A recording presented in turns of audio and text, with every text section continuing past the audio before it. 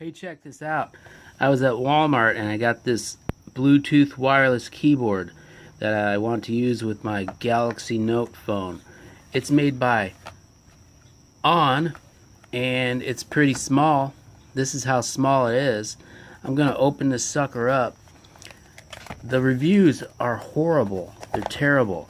But I asked the Walmart associate if I can return this if it turns out to be as terrible as the reviews say it was, and he said sure, bring it back in 90 days and I can get a full refund.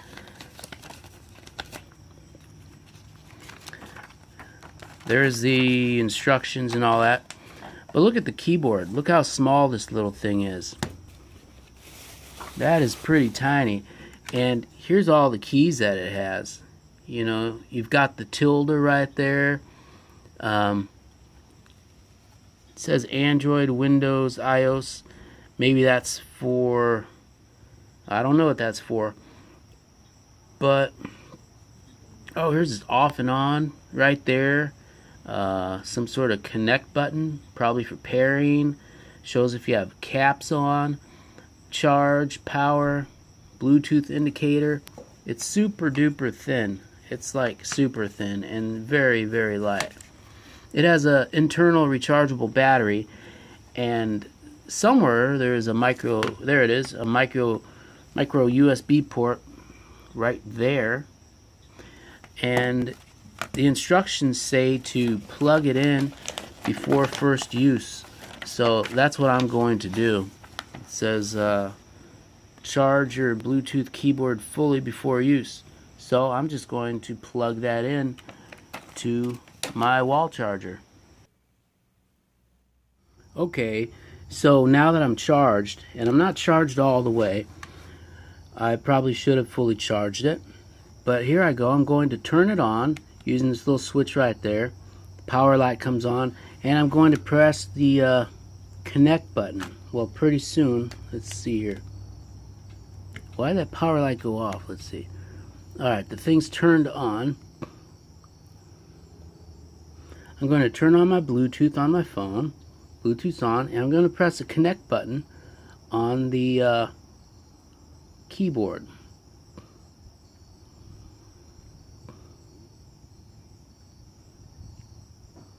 And it says no nearby devices found. Well, just my luck. Try turning it off again.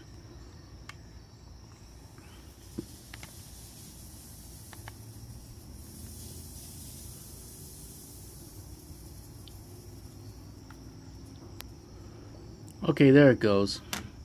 I'm thinking maybe the power is low, and maybe that's why the power light went off.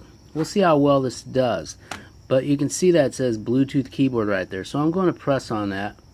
It says pairing, and it's saying enter 943274 on the keyboard. Okay. 943274, and I'll hit enter. Okay, it's connected. So I guess the next thing to do here is test it out. What can I test it out with? I'll try opening S Note.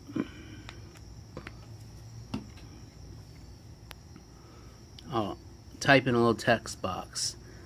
Well, this keyword's tiny.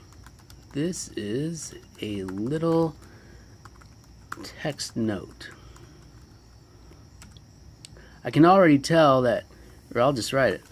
I can tell this small keyboard will take some, oh, there's, I thought I hit the backspace, some time to get used to. It's a very small keyboard. This might be good for children. For adults, your fingers are going to be pretty close together. You know, you would want your fingers to be, I don't know, comfortably on the A through F keys right here, but you can see the keys are a little too close together, but in a pinch this will work.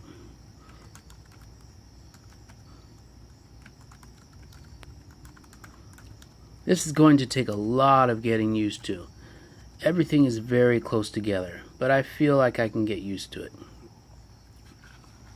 Here's another look at where my fingers are on the keyboard. See how scrunched together my fingers are? You can't really comfortably rest them on those keys like you could on a regular computer keyboard. Everything works pretty decent. The keyboard is responsive. It's not missing anything. Oops, I can't find the apostrophe. Oh, it's above the O. Ooh, that could be problematic. Let's see. Ooh, that's kind of, that might be a deal breaker right there for a lot of people. It's starting to feel like a deal breaker to me, where if I want to do a contraction and type "its," I have to hit this function key down here and then hit the apostrophe that's right above the letter O.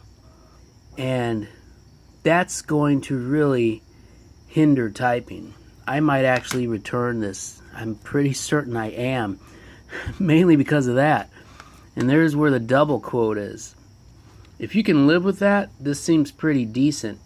I mean, it's crafted pretty well. Got a little bit of flex, but it's pretty sturdy. I think you could just chuck this on the couch and it wouldn't be any problem. But I just don't think I'm going to be able to type out emails when I have to press this function key down here in order to get a quotation mark. I'm wondering what other kinds of surprises there are. Everything up there looks pretty normal as far as where... Wait, is the ampersand usually above the 7? The tilde is right there. That's good. The exclamation point's where it's supposed to be. But the deal breaker for me, and the reason why I'm going to Walmart to return this tonight, is because of that and that key combination. Maybe that can be remapped or something. I don't know. But there is a lot of good stuff here if you can get over that. There's the volume control keys right here and there. Media control buttons. Yeah, that's about where my review is going to end though, because I'm taking this sucker back. I need a keyboard that has things in places where I'm used to them being. This just won't work for me. Well, I'm boxing this back up. I like the keyboard in every other way. It's just that the apostrophe or the single quote and double quote are kind of not intuitive for a person who's used to a standard keyboard. And I don't know, that might be a limitation of such a small keyboard. Maybe they just couldn't put it in the right place. So I'm taking this back to Walmart. Every function worked fine on this. It typed really nice. The keys were close together, but it's not meant to be a full-size keyboard.